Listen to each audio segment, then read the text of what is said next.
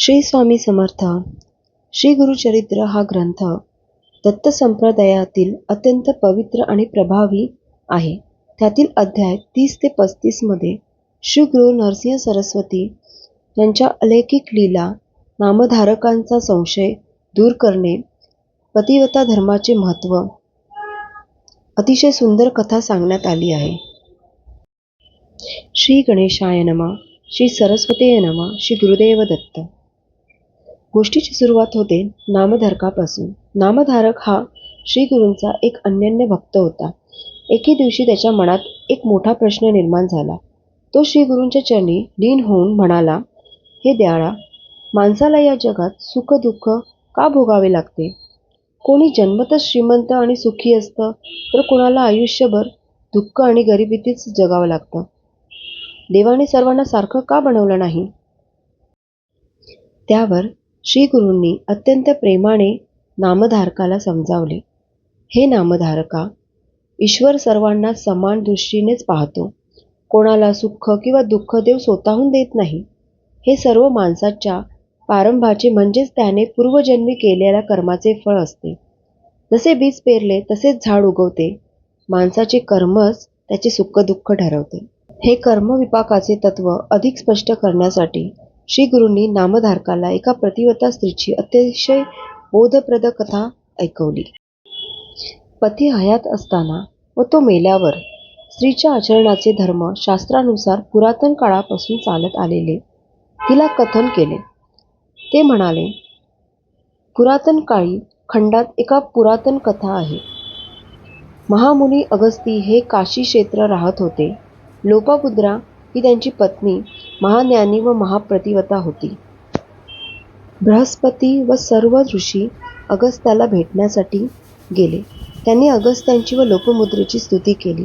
बृहस्पतीने प्राचीन काळापासून प्रसिद्ध असलेल्या पतिव्रतामध्ये लोपामुद्रा ही आचार धर्मात कशी श्रेष्ठ आहे हे सांगितले व पुढे म्हणाले, देव हो, मी तुम्हाला पतिव्रतेचे आचरण कसे असावे ते सांगतो. पतिव्रतेने पतीलाच परमेश्वर मानून त्याची अखंड सेवा करावी. त्यांची अवज्ञा करू नये. पतीला विचारल्याशिवाय दानधर्म करू नये. ते जेवल्यावरच आपण जेवावे. ते निजल्यावरच आपण निजावे. त्यांना नावाने हाक मारू नये. सकाळी त्यांच्या आधी उठावे. सडा समार्जन करावे. स्नानानंतर पतीला नमस्कार करावा. शंकर समजून त्यांची पूजा करावी. ते घरात असेल तरच शृंगार करावा. ते बाहेरगावी गेलेल्या असल्यावर शृंगार करू नये. ते रागवले तर आपण रागू नये. ते बाहेरून येताच त्याला सन्मुख जावे. त्यांना काय हवे ते विचारावे. घर स्वच्छ ठेवावे. पतीला आवडेल असेच वर्तन ठेवावे. पती दीर्घायू व्हावा म्हणून सौभाग्य अलंकार घालावे. पतीची व घरच्यांची निंदा करू नये. उखळ मुसळ, पाटा, जाते व उंबरठा यावर बसू नये. वडीलधाऱ्यांसमोर बसू नये. त्यांच्याशी वाद घालू नये. पतीची जी काही मिळकत असेल त्यातच समाधान मानावे.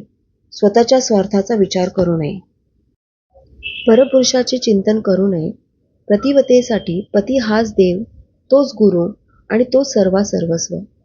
त्याचे एकनिष्ठ सेवेने हरिब्रह्मा संतुष्ट होतात.